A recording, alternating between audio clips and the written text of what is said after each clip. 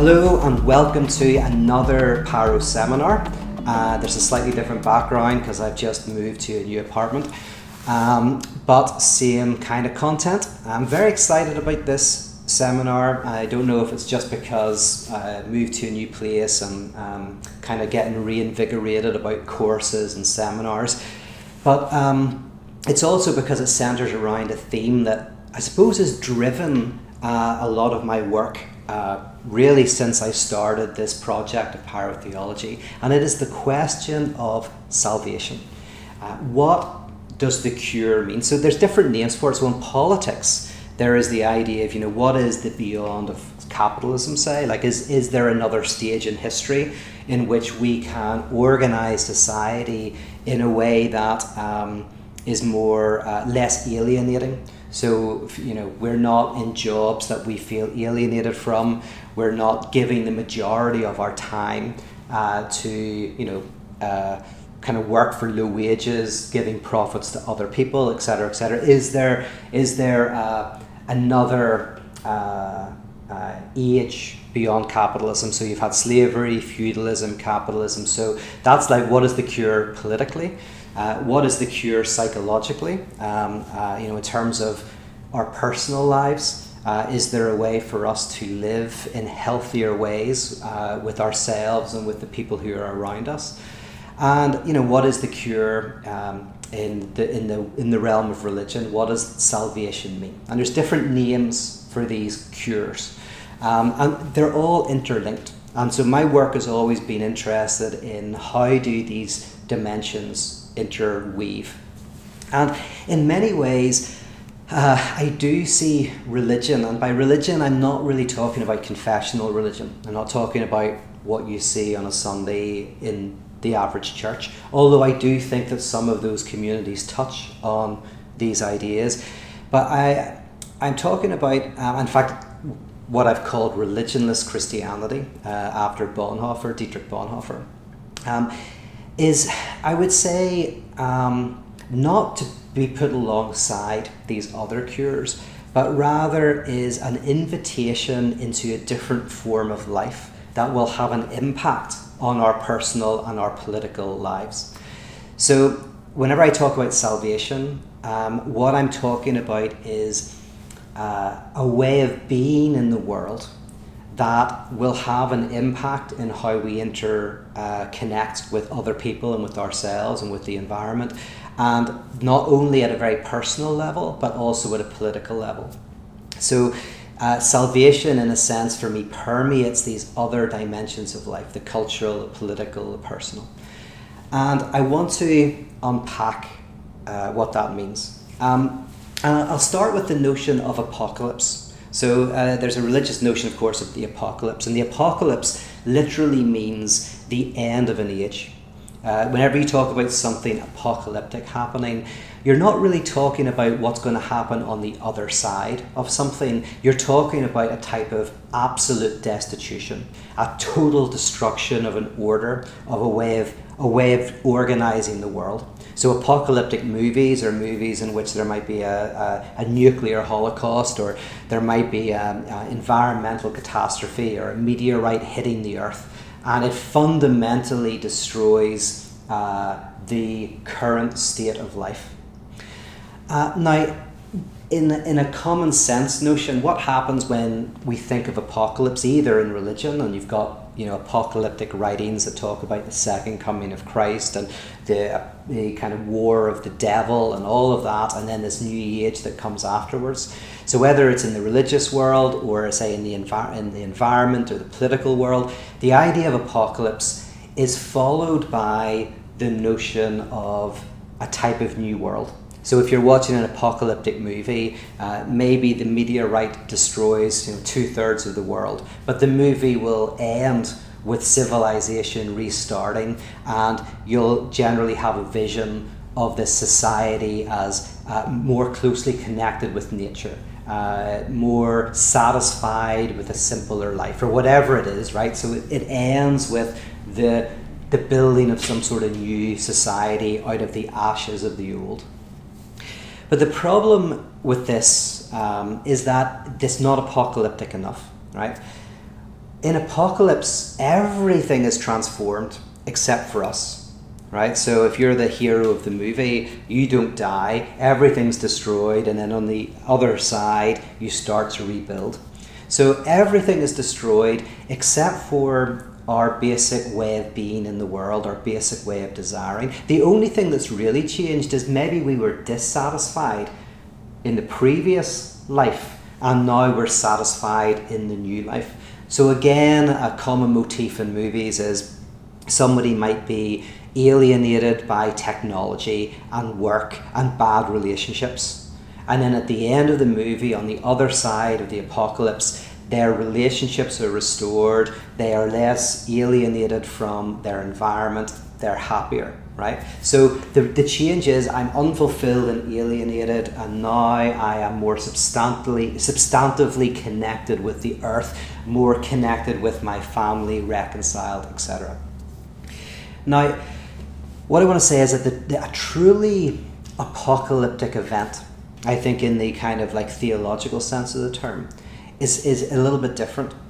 That actually it's an event that is so seismic that even if nothing changes in the external world, you are radically changed. And so because you're radically changed, your entire way of interacting with the world is radically changed. So this was something that I think it was the book, The Idolatry of God, where I used the example of a vending machine. And I said, like, the world is like a vending machine, and there's so many products in this vending machine that are each promising us completeness and wholeness and satisfaction, less alienation. And you know, there's religion, and there's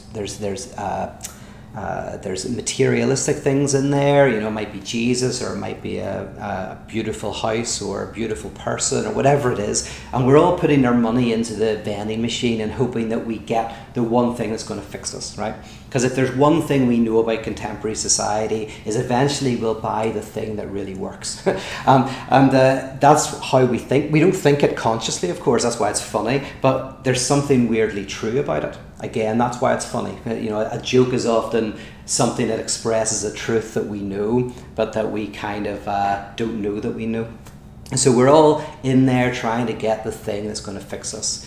And I was trying to argue in that book that the event of salvation isn't putting the money in and getting the right thing out of the vending machine, but rather taking an axe to the vending machine itself and destroying it, and entering into a new form of being in the world. Because here's the thing about salvation. If nothing else, and this is a very conservative notion, right? Salvation and eternal life does not mean the mere continuation of our present life into the future. That's what Hegel called a bad infinity, where you just like, it's like an infinity where 1, 2, 3, 4, 5, right? You have a row of numbers and it just goes on forever, right? As Nietzsche once kind of pointed out through a parable, the ancient parable where there is King Midas, I think, who chased down this demon, captured the demon, and then forced the demon to answer a question. And the question was a simple one, well, simple to ask, but is, what is the secret to happiness? And the demon laughs. He says, you really want to know? He says, the secret is to never be born.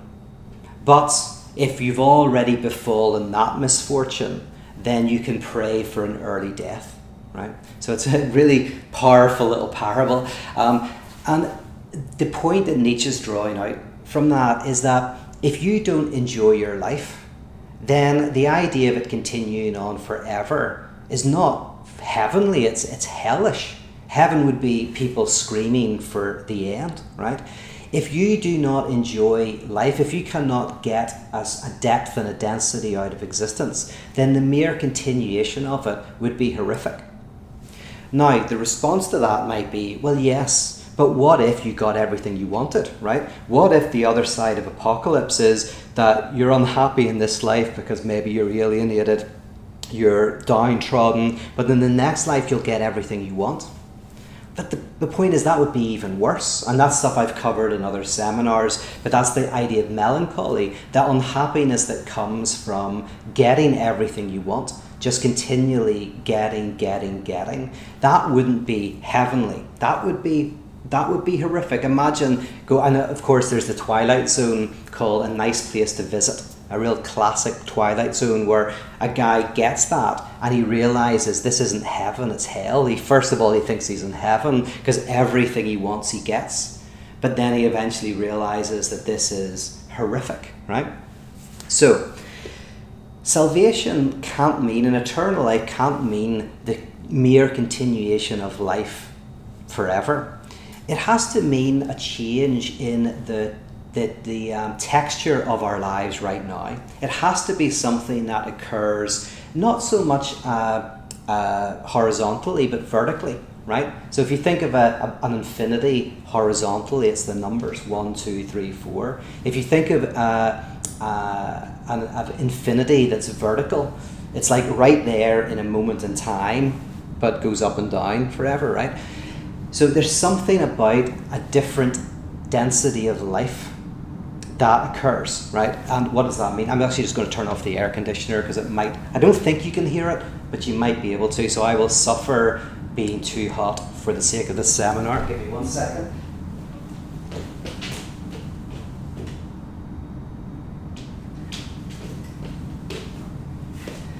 And do let me know if you couldn't hear it, because then in future seminars I'll have it on. So where was I? Oh yeah, and it's a very conservative notion that then this idea of salvation then isn't the mere continuation of old being. In fact, there's a term new being, a new way of, a new creation, right? And what is that? Now, it's all very well to say we can be a new creation, but it must mean something or it's meaningless. It's just a word that you throw out there. So I want to delve into what that term could mean, very, very empirically, right? And I want to talk about it in relation to a true apocalypse, an apocalypse in which we are so transformed that our way of engaging with the entire world is different. So nothing necessarily changes in the external world, but something transforms in the internal world that has a qualitative effect in our lives, in our personal lives, and if we can experience this at a wider societal level, will have an impact on wider society. Okay, so that's what I want to do. Let's do it. I want to start off with this interesting phrase that Diogenes the Cynic said. And it's why this seminar is called Telling the Difference Between Identical Wines, right? So Diogenes the Cynic was this fascinating philosopher who lived, it was around the times of the early Greek philosophers. And he was one of the greats. There's very little known about him. We've just got lots of aphorisms, but he lived his philosophy, and he really turned away from society, and he lived a doggish life. So cynic means doggish. So he was Diogenes the Cynic because he was a man who lived like a dog. And I think it was Plato called him Socrates gone mad, right? Now, there's so many interesting sayings of Diogenes, but one of them is he was once asked, what's your favourite wine? And Diogenes responded, the wine that someone else has paid for, right? So it's a clever little saying. So what's your favourite wine? It's the wine that someone else paid for. So what does that mean? Well, first of all, he's basically perceiving something that is later systematized, that there is a difference between two identical wines, one that belongs to someone else and one that's your own, right? And we all kind of know this, right? We don't maybe think about it, but when it's presented to you, you go, oh yeah, there can be two identical things, and the one that we really are drawn to is the one that is out of reach, the one that someone else has worked for, the one that someone else wants. So I'll draw out two reasons why this is the case, and they're interconnected. So the first is the wine that someone else has paid for, the wine that someone else has worked for. It's something that they desire, right? The fact that they have worked for it, the fact that they have paid for it, means that they desire it. And at a very fundamental level, we desire the desire of the ones we desire, right? So my desire is to have the desire of the one that I desire. That's probably the most, or that is the most precious material on earth, to be desired by the ones that we desire. So the fact that I'm seeing this other person desire this wine makes it much more interesting than the wine that I have right in front of me. And the person who is probably most famous for systematizing this notion and really kind of delving into the logic of it is René Girard. So René Girard is a thinker who based a lot of his anthropological work on exposing the nature of what's called mimetic desire. Right. But there are others. You see it in psychoanalysis. You see it in Lacan. I think even better there. But René Girard is the one who really gets to the heart of how I desire what others desire, and you see this all the time in adverts. There's an advert I saw the other day from Gillette of this firefighter who was shaving. And the firefighter is a guy, he's attractive, he's strong, he's heroic, right? He looks like he's a good father. All of these images are caught in the advert. And so I'm identifying with him. He seems like an interesting, cool guy. And then he desires Gillette razors for whatever reason, right? So he's shaving with a Gillette razor. And his desire for the razor can make me want that razor more than the one that I have in my bathroom. Right? Because I desire what that person desires. I desire that person's desire, and I desire the object that that person's desire attaches to. So that's one thing, mimetic desire. The second thing is distance. The fact that I don't have it. The fact that it's over there, the other person desires it, the other person wants it, and what I have in front of me does not seem as interesting as what I don't have. Of course, you can say this in terms of the grass is always greener on the other side, right? You're looking at something you don't have, and it's got some extra dimension to it. So those are two elements that you can see play out that Diogenes is touching on that have been more systematically reflected on by other thinkers. In terms of the second one, again, Lacan is probably the key there, or Freud, and in terms of the mimetic desire, René Girard. So the question is, what is that property? Like, what is the property that wine that the other person has, what has it that this wine doesn't? Now, of course, it's not a material property, and this makes us different from artificial intelligence, at least at the moment, because a computer, no matter how amazing it is, no matter how attuned it is to tasting wine, it will not be able to tell the difference between two identical wines, right?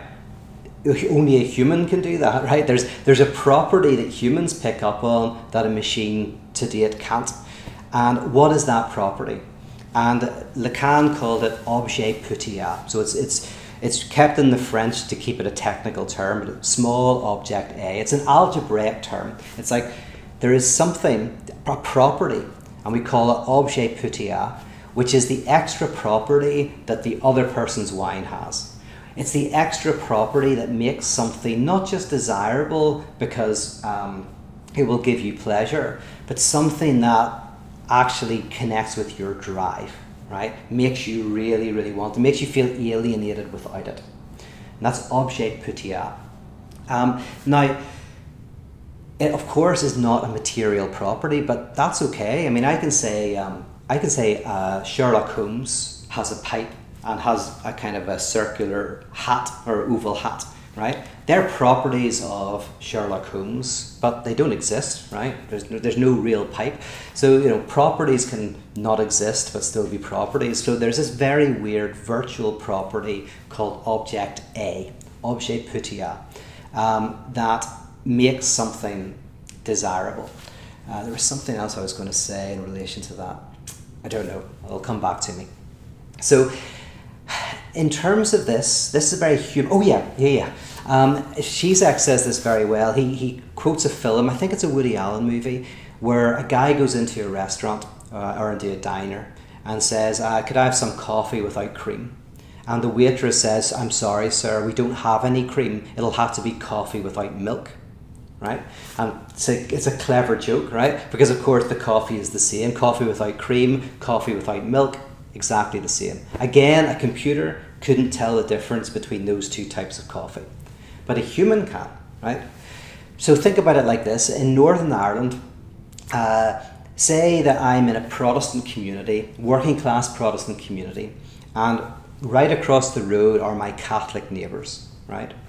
And say in all of the conversation that I'm having with my friends at the pub, I don't mention anything about my neighbours, my Catholic neighbours, right? Now, I also don't talk anything about Buddhism or Hinduism, right? And there are probably Hindus and Buddhists in Northern Ireland. I don't talk about them. But the not talking about Hindus is different from the not talking about Catholics, right?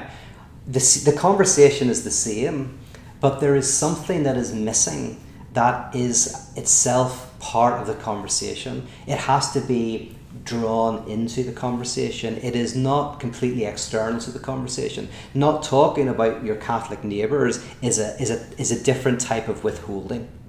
So you got a conversation that, you know, if you had two pubs where the same conversation was happening on two sides of the world, right? A pub in Australia where they're not talking about their Catholic neighbours, and a pub in Northern Ireland where you're not talking about your Catholic neighbours. The two types of lack, one is coffee without cream, one is coffee without milk, and it means something. So this is objet A, or objet A. Now then, okay, so how does this objet A come into existence? Where does it arise from? Very briefly, I'll say this, is that it comes from what's called the big other. So I'm going to use different technical terms in this seminar, but I'm going to try to define them as I go. So hopefully at the end of this you'll have like some technical terms, and hopefully I'll have defined them to some extent, or you can look them up afterwards. But the big other, in a nutshell, can be described as some substantial other out in the world that you believe in, that you want to please or reject, right? There's out there in the world, there is some substantive, non-divided, non-alienated other who you're alienated, you're self-divided, you've got contradictory desires, you don't know whether you should stay with someone or leave them, stay in that job, get a new job, where you should move to. You have all of these problems in your life, but whether we think it or not, we are often seduced by the idea that there is a substantive other out there. Maybe it's a different culture. Oh, if only I could move to that country where people are more connected with nature, right? Or if only I could have this person in my life, then everything would be great. They are wonderful, right? Or it can be a god, or it can be any number of things, a substantive other. And the first substantive other is usually our parents, right? You're born, you're in a chaotic world, you're trying to make sense of it, and your parents can seem godlike, right? They can seem undivided, substantive. I keep using the word substantive because that's the philosophical term, it's an important term, is this a substance that is undivided, non-castrated is another way of talking about it, a non-lacking other. And so say you look to your mother and you go, oh, my mum seems to have it all together. You're a very small child and you want to please your mother, right? You want to be with them. You want to be protected by them, loved by them, recognized by them, right? As they want to be recognized by you. But you want to be recognized by them. But there's a anxiety that's connected with that. And the anxiety is because there is a distinction that you experience with your parents in this example. This is an object lesson, right? With your parents, there's a distinction between their desire and their demand, right? Now, these binaries are very useful. So this is what we do, is we break down the world into various binaries to understand it. And there's a problem because the common sense response to that is that the binaries are a type of dualistic thinking. And actually, you know, dualistic thinking is part of the problem, and we need to think in terms of oneness. But the problem with that is, yes, it correctly identifies a problem with thinking in these binary ways, but it doesn't understand basically what Hegel was talking about, which can be called parallax, right? A parallax view, if you have a parallax view of something, it means from one angle it looks like one thing, and from another angle it looks like another thing, right? Now what happens is we think there is a way, a God's eye view, to reconcile these two different things. But to take an example from quantum mechanics, superpositioning is a form of parallax, right? You look at light in one way and it looks like a photon. You look at light in another way, it looks like a wave, right? That's a parallax view. Is the very way that you view it, you see it's different, fundamentally different. And of course, Albert Einstein was the one who was trying to say, well, there must be a way of reconciling the parallax. And it was Niels Bohr who basically said, no, this is a true parallax, right? There is no God's eye view to reconcile these two views. They are not two things, and they're not one either. They are more than one and less than two. And that's important when I come to something like demand and desire. It's not that these are two separate things.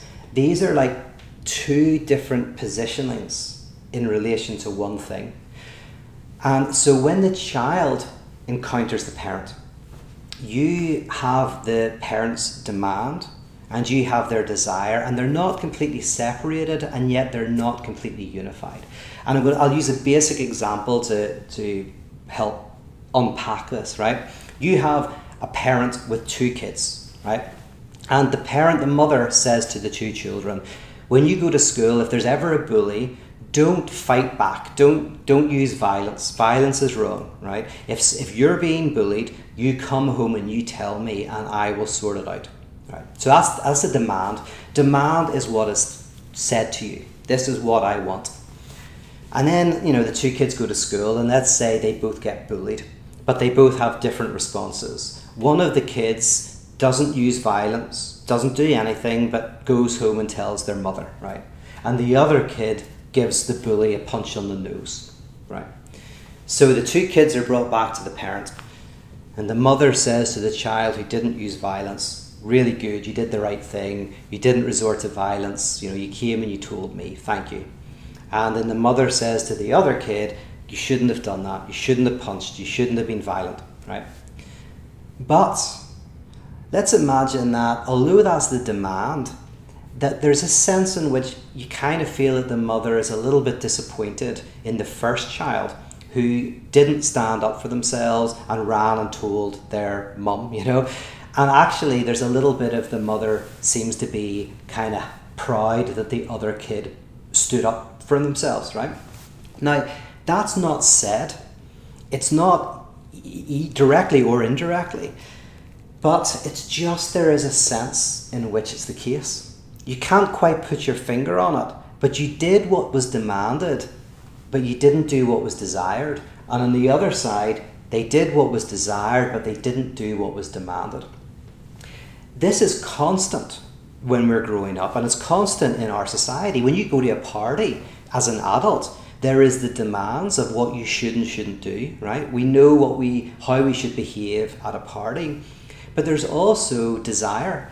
A party where everybody does what they should do is boring, right? You need someone to kind of do something crazy, to say something silly, to kind of like mess it up, and often go against the demand, but somehow fulfill the desire, right? So we experience this all the time. We are immersed in a world in which there is a distinction between drive and desire. Demand and desire. And we have to navigate that. Now, the difference between the two has a name. The difference between demand and desire is experienced as anxiety. So for Lacan, anxiety is a very particular term that has a very particular meaning, and it is the experience of the disconnect between what's demanded of you and what is desired of you. Now that's a real development in the notion of anxiety, and even I used to use the common notion of anxiety is the fear of nothingness. And that's not completely wrong, but Lacan kind of adds to it in a significant way, where he says, no, anxiety is a form of experiencing, it is a lack, the gap between these two things. So whenever someone is anxious, when you scratch beneath the surface, you find that they do not know what is being asked of them. They do not know what the other wants of them. It might be their partner, it might be their boss, it might be their parents, a society at large, God, whatever it is. Whenever someone is truly experiencing anxiety, you will find that they do not know how they fit into the desire of the other. What is demanded of me? What is expected of me? Who am I to you? So you've got demand, you've got desire, you've got anxiety. And then, just to add another phrase into this, you have then the development of fantasy. Fantasy begins when the child tries to stop up the anxiety, to close the gap between demand and desire. Fantasy begins with the question, who am I to the other? What do they want? And we start to... So in a way, fantasy, there's always a sense in which it's never private. We are fantasizing for another. If you want to be rich and famous, it's not enough to go, I want to be rich and famous. You've got to ask yourself, who do I want to be rich and famous for? Whose fantasy am I fulfilling? Like, who is it who I'm trying to satisfy by satisfying my desire? There's always a viewer to your desire, another who is gazing, who is watching. We're not aware of it, but again, when you start to pick away at it, you realize that, oh yeah, the thing that is most me, my fantasies, my sexual fantasies, my daydreams, all that, like that stuff that I think is most me is actually not. It's actually a response to this anxiety between demand and desire of the other. So, what happens then is we have this disconnect between demand and desire, and we have this anxiety, and then in that frame, we create a frame, and certain objects become fantasy objects. Certain objects promise to get rid of that dilemma, that parallax view between these two positions. And that's why fantasy works, right? It says some objects are infused with this excessive desire. They seem to promise something because they promise that we will get rid of our alienation, that we will get rid of our self-dividedness, that we can be substantive, that we will answer the call of the substantive other, that we will find substantive existence in responding to that, right? So I start to desire certain things beyond their utility. It's no longer drinking a coffee because I get pleasure from it. It's some objects become infused with objet a, with some extra dimension, right? Okay, so this gets us to the heart of a very human problem. It's this object A that causes so much of our violence against ourselves, other people, our world, our frenetic pursuit of things that we think will fix everything, or our hatred of other people who seem to have the thing that we want, right? So you could basically say that what distinguishes us from other animals on the planet is not like the violence of like killing for food or for shelter or anything like that. It's the excessive thing. It's torturing, not killing. It's wanting 10 shelters, right? Wanting bigger shelters, not wanting one, right? There is this excessive drive, what's called death drive, right? This drive for more, that is largely absent from the rest of the animal kingdom, right? We have been derailed. At a certain point in human evolution, we derailed. And an object A became a property that we kind of orbited around. So let me see, where are we now? Yeah, so this, I mean, by the way, there's a theological name for this. That's original sin for me. Sin means separation. Original sin means a separation that happens before there's anything you're separated from. So to be human is to experience this divisiveness, this lack, right? And we want to fill it. We want object A to fill it, and we will do anything to get it. So sin is kind of any activity that you do in order to feel whole and complete, to get rid of the contradictions and the deadlocks in your life. That's why it's nothing to do with being bad as such. You can be in sin if you're working for a charity, if you're having a child, if it's something that you think will close the gap in your alienation, then it is connected with this. But again, I've talked about that elsewhere, so I'm not going to talk about that in depth, because otherwise we'll be here all day. So we want to keep moving. Anything that has object A in it, it can be called, one of the terms Freud called it is the thing that you want. The lost object is another term for it, right? The thing that you want to grasp. And the problem is, if you ever get it, right, you realize it isn't it, because object A only exists as a property when there's distance. As soon as the distance is removed, you might have something that's valuable, but it's not something that will deliver on its promise. So Lacan had this great saying, he said it I think in Seminar 7, where he said, God has every perfection except one, existence, right? And so what does he mean here? Well, this is kind of like a reference to an old debate in the philosophy of religion, where Anselm argued that God must exist, because the word God, when we use the word God, even if we don't believe God exists, when we use the word God, we mean a being that is perfect, right? We mean a being of which none greater can be conceived. So if I say God, then I am talking about omniscience, omnipresence, omnipotence. I'm talking about perfect justice. All of these qualities is what I mean.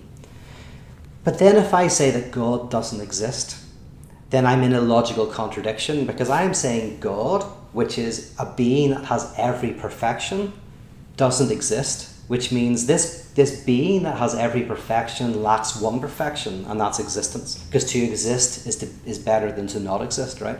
And Anselm says God doesn't just exist, God necessarily exists, because that is the most perfect way of being. We exist, but contingently, right? I die, but God exists of necessity. That's the perfect type of being. So basically, Anselm says, if you say God doesn't exist, what you're really saying is a being that has to exist doesn't exist. And he says that's foolish, right?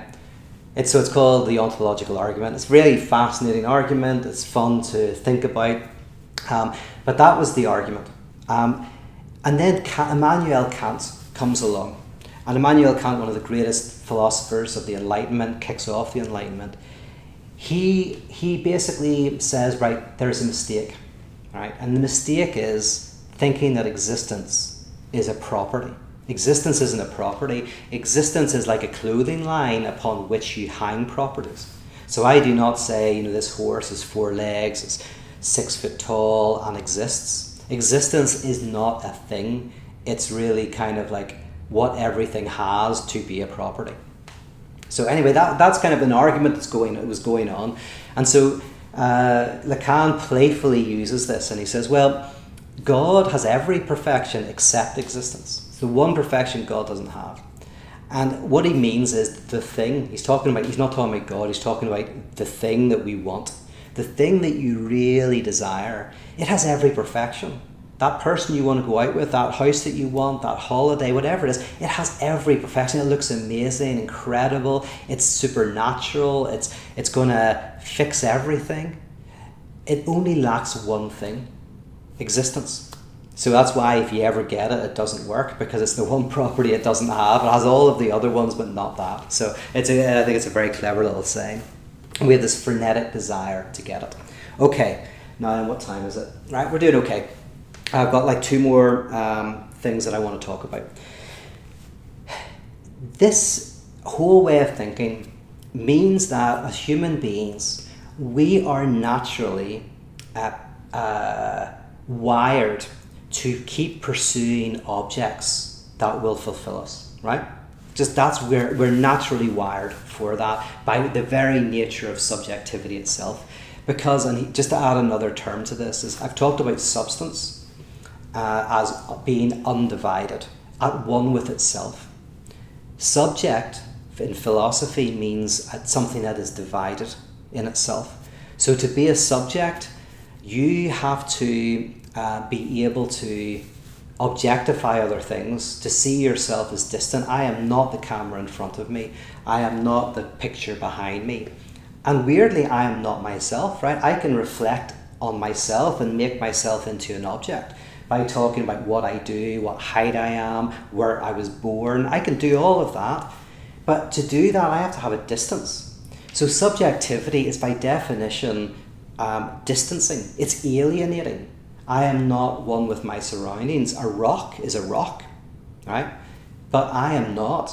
Right? So and if you think of it in three ways, you've got like rocks that are not conscious. You have certain animals that are conscious, and then you have some animals that are self-conscious, right? And they're three different levels. So if you're not conscious, you're the closest to being substance. I don't think you are. We'll come to that in a second. But you're substance of a kind. If you're conscious, like a snail has some sensory ability to tell the distinction between itself and its environment, right? So there's consciousness. And then self-consciousness is the ability to see yourself separate from your environment. So to be a subject is to be divided. And why was I saying that? Oh yeah.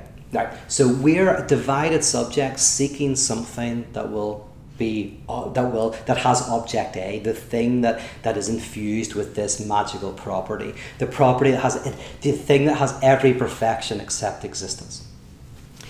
Now then, this puts us in a dilemma because we think that pleasure is in the getting, and we are dissatisfied until we get the thing, right? But in psychoanalytic terms, we have to make a distinction again, like a parallax distinction between pleasure and enjoyment. Pleasure is the, pleasure is the positive feeling you get from having something that you want. And enjoyment is the positive feeling you get from not getting it. And actually, that's not even a good way of saying it, and you'll see why in a second, right? But enjoyment is connected with a certain pleasure of not getting, right? And pleasure itself. So yeah, it's hard to make the distinction, right? Pleasure. Let me think of another way to say it. Pleasure is when you get something that you wanted, a cup of coffee, going out with friends to the cinema, going out with someone you're attracted to, getting the job that you want, right? There's a certain pleasure to that. Enjoyment is the struggle and the not getting it, right? So a good example is a child at Christmas. 2 weeks before Christmas, they are so hyped up about the Christmas presents, about Christmas Day. And the pleasure is in opening the Christmas presents on Christmas Day. But enjoyment is the intensity of their feeling in the 2 weeks before it, or the 4 weeks before it. Or think of a holiday. There's the pleasure of being on holiday, and there's the enjoyment of waiting for it, right? That's why you're never just paying for the holiday. You're also paying for the enjoyment, which is not getting it. So, don't buy a holiday last minute, because then you don't get, you're not paying for enjoyment, you're just paying for pleasure, right? But the issue is, because of the way that we are wired, we can't enjoy our enjoyment, right? And that's why I say the positive feeling was a bad way of saying it, is we are condemned to not enjoy our enjoyment. Just like the kid at Christmas, they are not enjoying their enjoyment. They can't sleep, they can't eat, they're just thinking about it all the time. They can't do other things because they've got so much weight in the object, the thing, and not the aim, the direction, right? So much of our lives is an inability to enjoy our enjoyment. Hegel, in philosophy, he talked about what's called the cunning of reason. He said the cunning of reason, he meant it in a very specific way. It's very misunderstood. People think that what Hegel means is we all act in our own self-interest, but the world progresses anyway, even despite us. So we may think that we're acting like in capitalism, I'm acting in my own self-interest, but by trying to just make money for myself, I make products that maybe benefit other people. So the cunning of reason is I think I'm acting in my own self-interest, but perhaps I create something that is valuable to millions of other people in the process. But Hegel kind of more means that we have an aim, and we are aiming towards something, an object. And so a good example would be, let's think, an example that Todd McGowan uses in his book, Emancipation After Hegel, which is a great book. I'm going to do a course on it in November. But he used the example of public transport. Somebody might want to use public transport to get to their job, right? That's all they want. They just want to get to their job, so they use public transport.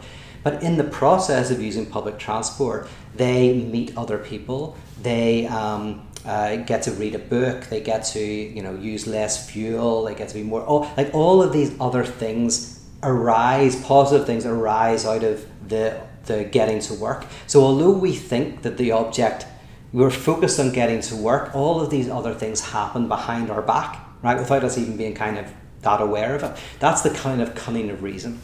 We can think of this in terms of the cunning of desire, right? The cunning of desire is that I think that I want the new house, but desire is flowing in my inability to get the house, in me kind of struggling for it, saving up the money and all of that. But I don't enjoy that enjoyment. I'm not enjoying the desire. The desire is painful to me. But what I need to do is shift my focus so that my focus is no longer on the object, but the aim, the struggle itself. And by just shifting the focus, you can enjoy your enjoyment. And there's the theological term for that is joy. Joy is enjoying your enjoyment. I talk about this in the Fundamentalists, which will come out this week if you're watching live. It's the notion of joy as enjoying your enjoyment. Whereas maybe you're waiting for your holiday, and then you suddenly go like, hold on a second, actually the holiday will be fine, right? The holiday will be okay. It's not going to change my life. It's not going to make everything better. It's going to be nice. So I can actually take pleasure in the kind of the process of running up to it, and not just be so focused on the object that I don't enjoy my enjoyment, right? So joy is connected with not having, which is really interesting. Now, the question is, how do we do this? How do we move to a point where we can enjoy our enjoyment? And what political consequences and personal consequences come from this? I don't think I'm going to have time to get into that, but I'll maybe point in some directions, right? So for Hegel, the way to do this is very, very precise, is that the veil of illusion has to fall, and you have to fully confront the reality that the substantive other isn't substantive. They are also subject, which means they are also divided, not at one with themselves. Now, Hegel's ultimate insight, which is probably the greatest insight of civilization, and he called it absolute knowledge, because he didn't think that there's any way of going beyond it. This is an insight that there is no way of undermining, overturning, or anything like that. It is the idea that it's not just other people who are subjects. All of reality is a type of subject. In other words, all of reality is divided. And his whole work, his whole incredibly difficult work, is kind of like unpacking what that means in an incredibly precise way. And before I get to what it means in terms of reality itself, let's talk about it in terms of the experience of your mother or your father. It is the point when you realize that they don't know what they desire. You can't fulfill their desire because they can't fulfill their desire. They're as divided and as alienated as you are. And as you identify with your family, and then you see your family, your parents, as divided subjects. An example I've used before, but was when I first beat my dad at chess, and he probably let me win. I don't know what age I was, but there was a point when I was convinced that I'd beaten him, so he fooled me well enough, right? And it was this mixed feeling. One, oh, I finally beat my dad. He taught me chess. We've been playing for years, and bam, there, I got one. I beat him. But also this trauma of seeing that my dad was a divided subject and not this Superman, right? It's a bittersweet experience. But when you experience the other as also divided, you start to become freed from this wiring in which we are frenetically pursuing something that will fulfill us, that destroys our relationships with ourselves, other people, the environment, everything. It causes so much violence and so many problems in our society. Like, I think it can be boiled down to like the central problem. Can help free us from that. And this is why Hegel had a reading of Christianity that I think he was really the first to really see this, and we still haven't delved to the depths of it. Is he says that this happens in Christianity, where he says that basically, so the process is this: I have a big other who I think is perfect, and I identify symbolically with them, right? And then I experience their dividedness from within. I'm symbolically identifying with them, so whenever I see them as divided, I realize there's no way out of my alienation. That's part of what it means to be human. And therefore, I'm no longer caught by the lure of a lost object that will get rid of all the alienation. And therefore, I can start to enjoy the struggle of life and the fact that there are some things that are better than others. And here's the funny thing. You can actually accomplish more. Like, the response is often, well, if you lose the idea that getting that house is going to make you whole and complete, then you're not going to fight for maybe a better home for you and your family. But it's the other way around. In psychoanalysis, what you discover is that when we have the fantasy that something will fix everything, we so want to hold on to that fantasy that we don't want to get it, right? We'll always self-sabotage. So if you think that being with the perfect person, the one, will fix everything, you'll discover that you keep breaking up with people, right? Whenever they don't match up, you'll keep looking for the one. Every time you get to some point of moving forward in the relationship, you'll pull back because you're caught in the fantasy of this perfect one. And in a way, you haven't let that die, and that means you can't have a good relationship. It means you're always condemned to this kind of experience. So weirdly, when you are freed from the idea that something's going to fix everything, you can then start to try to accomplish it. Because you go, well, it might make my life better, it might make the life of other people better, but it's not going to fix everything. And I can enjoy the struggle for it as well. I can enjoy my enjoyment, I can get joy. Right? Now, in Christianity, this is for Hegel the first time that this is fundamentally expressed in a cosmic way, in a historical way, let's say, where he says that God is someone we identify with. God is the ultimate name for the non-divided other. God becomes human, so substance becomes subject. But we identify with God in Christ, so we symbolically identify with God. And in fact, we identify with the crucifixion. We pick up our cross and carry it, so we are supposed to undergo the crucifixion subjectively, subjective destitution, right? And on the cross, Christ cries out, my God, why have you forsaken me? Which means that God experiences the subject God. God experiences the dividedness. So in other words, my alienation, I'm alienated from a substantial other. No, the other also experiences alienation. And in my experience of alienation, I am at one with the absolute, right? And then that opens up resurrection, the epoch of the Holy Ghost, which is a desubstantialized God. God as subject, right? Which is the collective of the Holy Ghost. Which means living a form of collective that is freed from the frenetic desire for the lost object, where we are able to struggle to make a better world. Where we are, and to be honest, before you even struggle to make a better world, just collectives of people who are libidinally disinvested from that pursuit is itself transformative.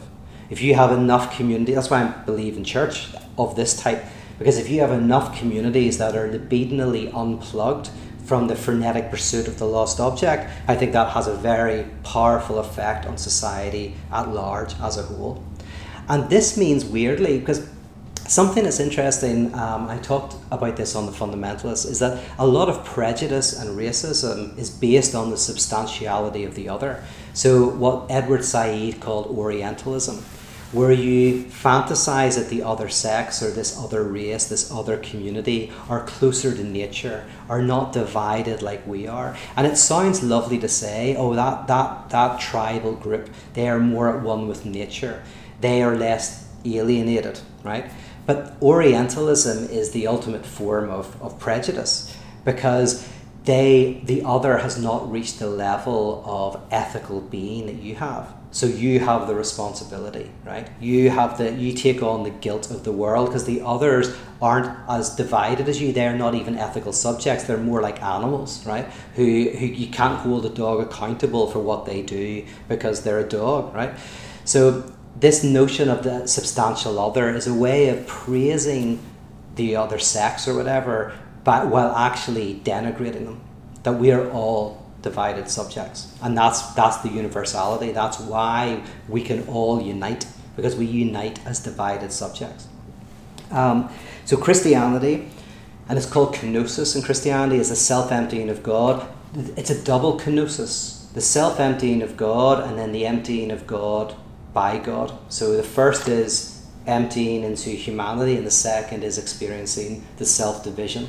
And when this is what church is for, this is what paratheology is. It's about helping someone symbolically undergo that through the liturgical structure. So the liturgical structure basically enacts this drama, and by enacting the drama, the individuals who are in transference to the liturgy, they undergo the event of salvation in their bodies, in themselves, entering into the collective of the Holy Ghost.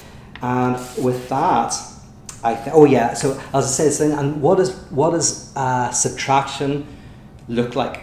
I'll say one thing about that, and then we'll finish up. Libidinal disinvestment means you're because this is what's connected with the racism thing, is you're no longer either wanting to identify with the substantial other to get something that will make you substantive, or hating the substantive other, right? You kind of just are no longer invested in that fight at all. You are detached, disinvested. And it's like, and I've used this example before, but in reality TV, right? Reality TV exists because we love the people that we're watching, or we hate them, right? Those viewing figures just show up the same, whether you're viewing out of irony or hatred or love and desire. Well, it's desire in both cases, right? But whether it's through irony and hatred, or it's through love and a desire to have that lifestyle for yourself, you're still giving eyeballs to the show, and then the advertisers will still put their adverts on the show. The only way you get rid of reality TV is when you no longer watch it. You no longer care. You don't watch it out of love, but you don't watch it out of irony either. You just want to get on with your life and live in a different way. And that's very, very powerful when it comes to society. If enough people unplug from the lost object, what happens is the current system of alienation begins to weaken and weaken and weaken. It's not in attacking it or in loving it. It's in somehow not being invested in it. And that, I think, is salvation. Okay. I'll just look quickly to see if there are any questions, but I don't think there are, because, oh yes, there's one here from Kyle, who says, did Hegel have thoughts about the role of resurrection in Christianity?